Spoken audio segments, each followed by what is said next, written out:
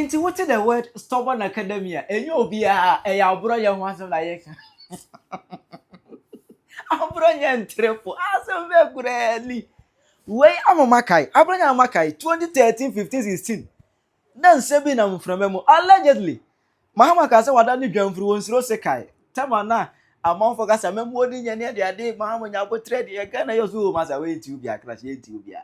Sansem no e koba kwa ba for Abronye. Kobre so wadani dwamfuru wonsiro sekai.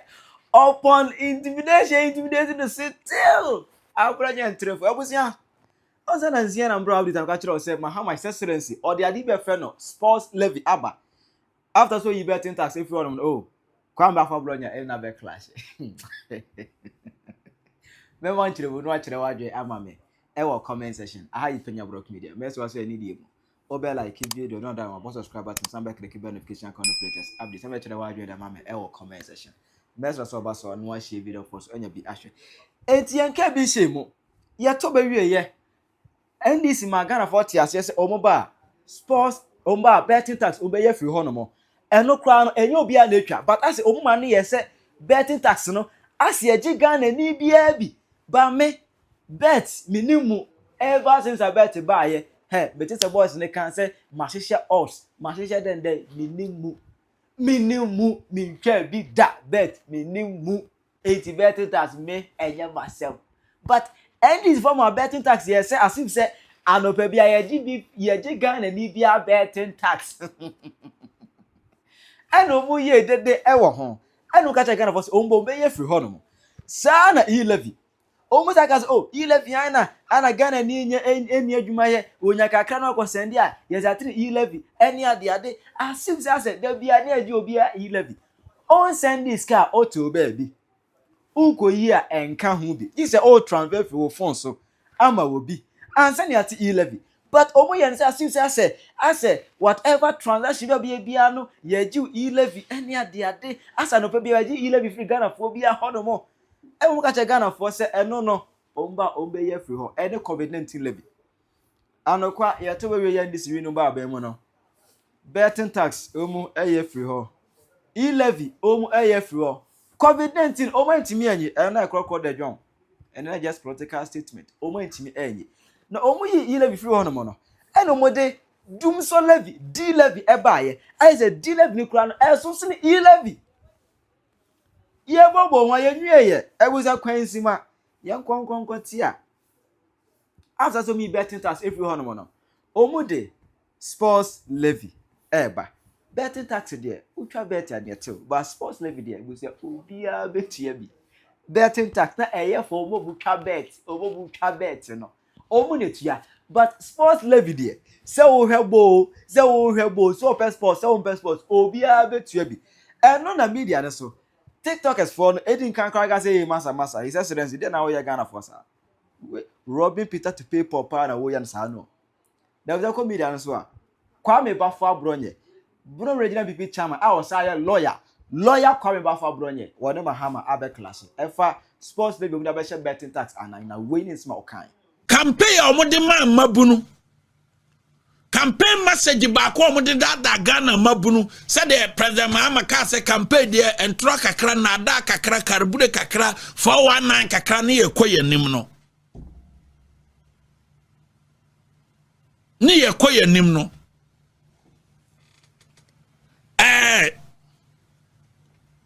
yeah, that's what a sports minister so Sports Levy. Ba. Na ye bisa question na numere. Se oyi betting tax every one sports. Sports. Oyi betting tax free wa fast sports ho. Na say ko fast Sports Levy ba. Abani match the difference. Omo match the difference e wo. Say betting levy aye 1%. Na say NDC war opposition omo wo problem wo ho dia. Sports Levy na mo de beba say 15% no eno de mabunu ni problem wo ho.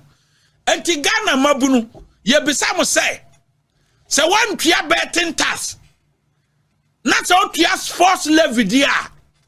And so soon ya woman.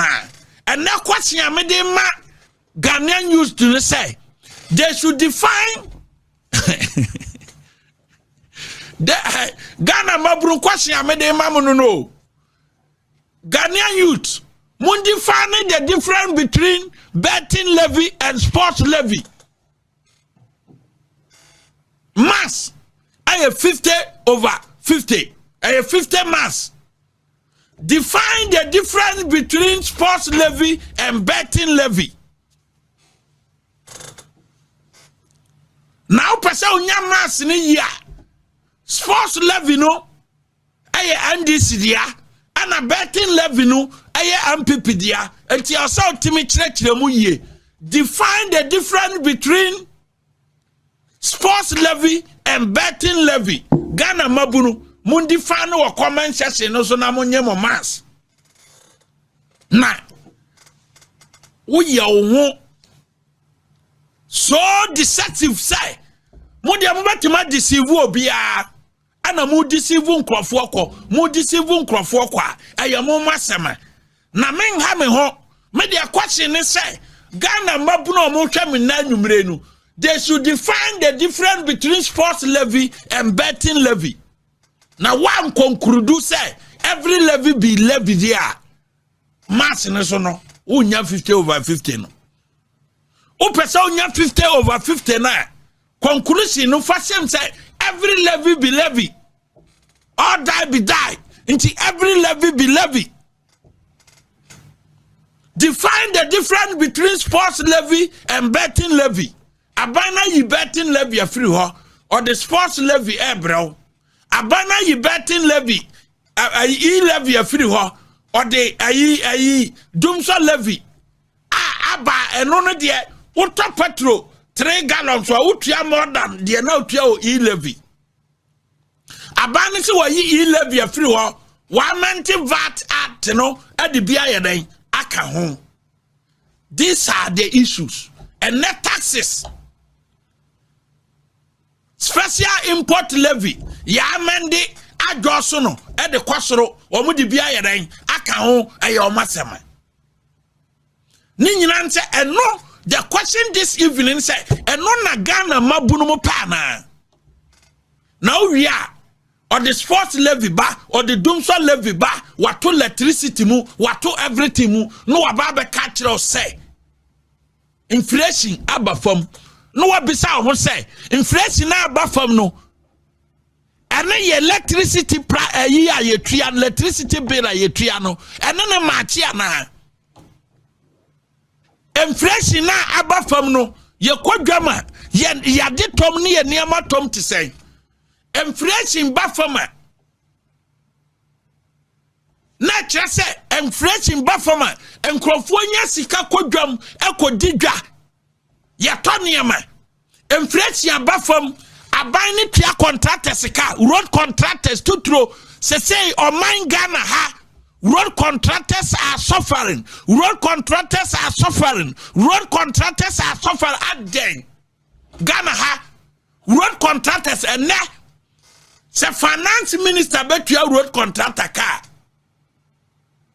and this authority note at the free Jubilee House straight say yama finance minister authority note wa ontimin tua contractor biaka nisika eye 20 million Ghana cedis eko and this authority note at the free president ho allegedly sa na ekoso and now finance minister ebetia road contractor bi na se nisika no eye 20 million Ghana cedis going na and this direct authority note from the president allegedly sa na ekoso and sa na yetua contractor nka yentua contractors ka yentua suppliers ka nra chase fo koye conference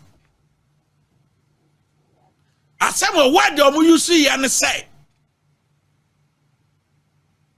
nientia chase ntimi participate e brand education minister te hobie this year sans mass competition ne say secondary schools ni nyina no they are suffocating. Hey, suffocating pa. We are suffocating. Nesi yo yate. They are suffocating financially. Yate. And so you say papa ba. Muti amumo munsamomo because nsamomo kan ya ni said o musinima mamu no ya hand over the amomo nti papa ba mumu man ye no be ani asem. Ye no be ani asem. Nti wo fa sa niama we ni taxes ye kwaso na no wahun say things fall apart. Niama nkoyi. Ye no na ya de baba wie se da me indicate ye se na ebe ye ni brief ni yatima kono. O mampanyina sia Chief Justice, the Auditor General, and crowd the Attorney General. No ma ye say how on be fast track prosecution in the your friend saying infractions be our Auditor General report. Yes, it's good to set up prosecutions in a Baba Koso. Me a memeti most of the infractions now air Koso ni nyina are public servants. And to say report will be as a president here. Now over the years, ye two of my muhai, ye see politicians in a yakrom for the year. That's our public servant way. Tam biano advance sign. Aban bia baba office biano. Womo wan sema, womo catch the new government in Crawford no. And where you say, information be cry and no creno. Because of say ya to a tia wa wu kofie no.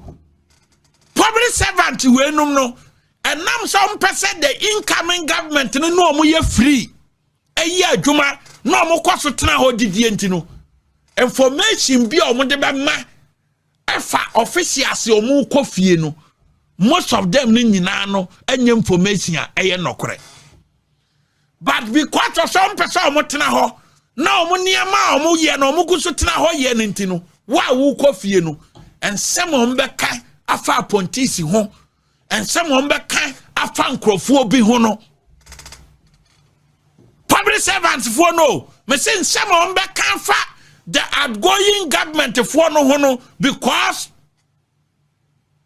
womo pese womo align with the incoming government and to wa wo no matena ho yes ya na the days bi no yes utumi asa and to incoming government in nkrofo no ni ya pe communicator we number ni ya frɛ no oh ni pasuma si wa say no ye no mu ye say no mu di we fa ha no mu ye say most of them yes are to cover up their deeds or mo ankasa ye as a public servant men ka say public servants for nyina na ye corrupt but o mo ye corrupt wa tam bia no they want to cover up things and your banks sign womo different information I had ever ma incoming government no because some officer wa wo kono mo no wawie enti yanko align with their banner oba no yan frefre communicators oh your information fa we hu oh yati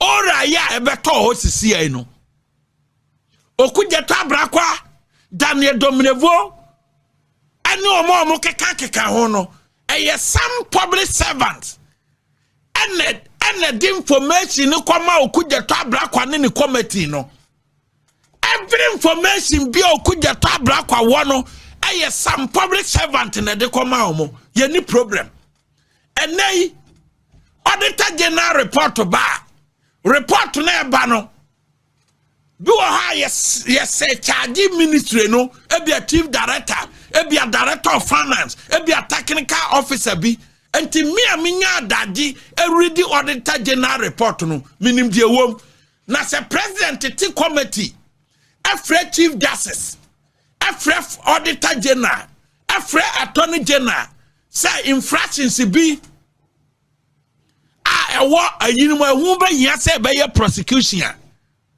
Minim say some public servant ebe womokra na be more affected. Some of them and be more affected. And yenim nkrofo a moye public servant fo a mode information come out ora fo no san nkrofo no yenya starting prosecution no efa auditor general report ho dia ese mu hu se yenyim mfiri mu na ye se sabatam se auditor general report aba prosecution ekwaso no ewo auditor general report mu no ebi wo ha enuru 1%. Enuru.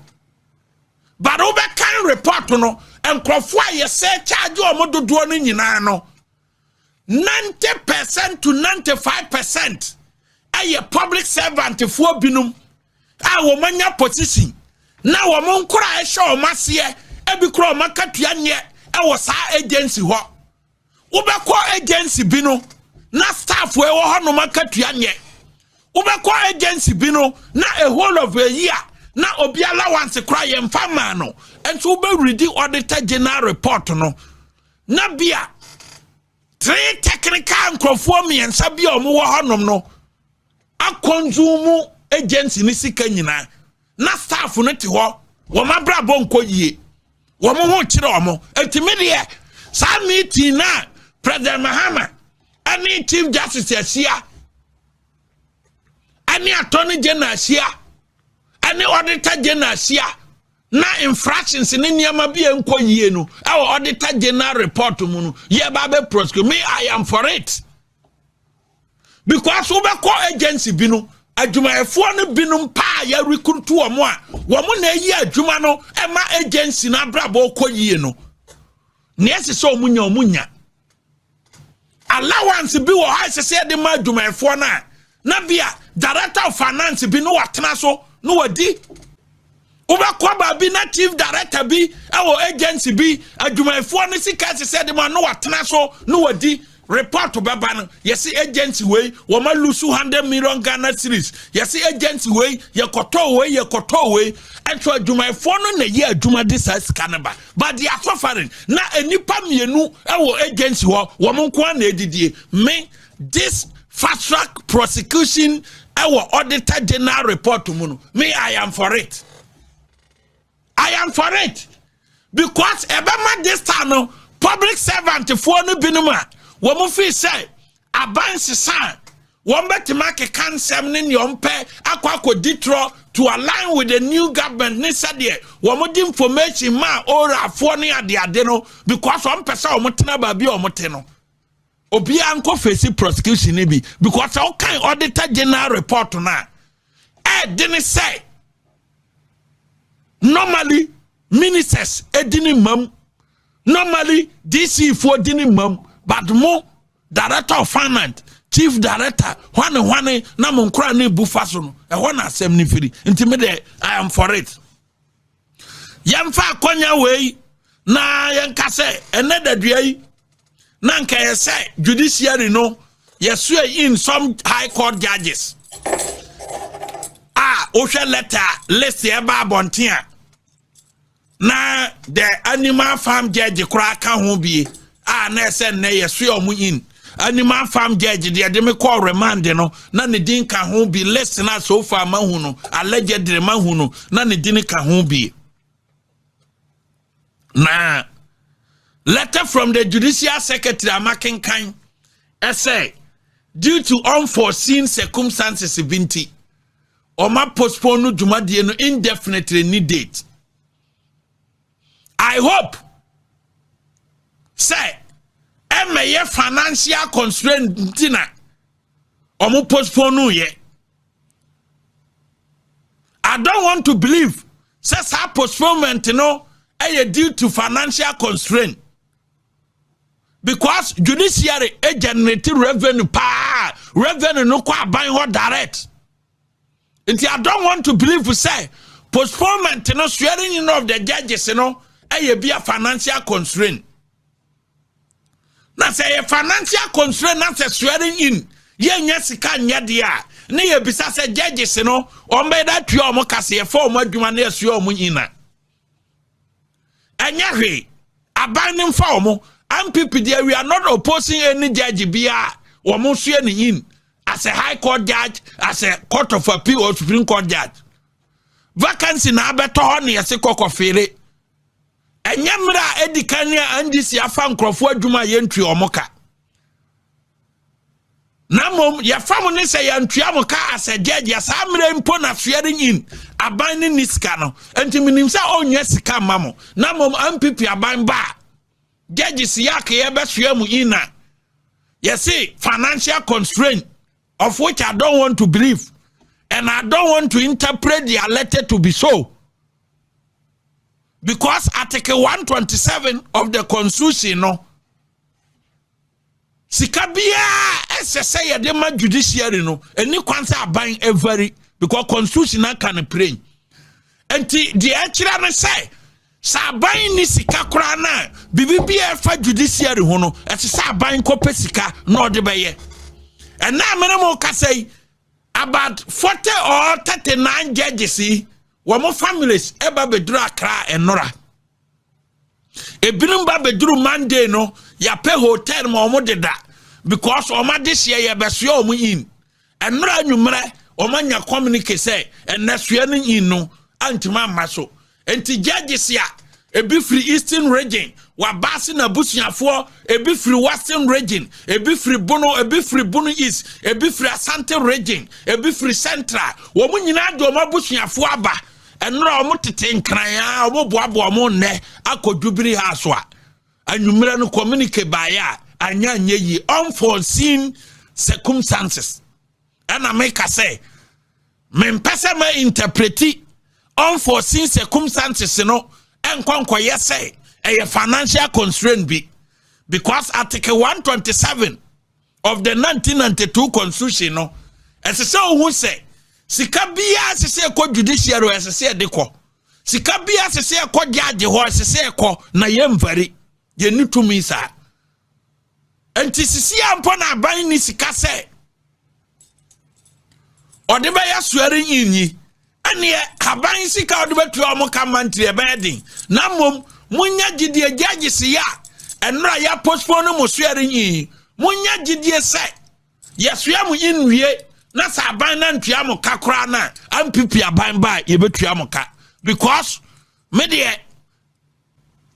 ya gie di se a financial constraint enti na o mantimi antua mu in ne no enti brofo kasa unforeseen circumstances there na kwakoye sa to renchama judiciary no mo to renchem na asie because judiciary try letter no mo use the word unforeseen circumstances they can say a big disaster and I see judiciary mo munisika enti media am pleading say President Mahama sika bia se so de ma judiciary no operate fully no on fama omo I am on my knee begging the president say agency bia ni sika to operate ya judiciary dey omo sika mfan operate because judiciary no anti-man operate powerfully a security threat anti babia President Mahama wo bia no sa postponement we na ba ya na mo say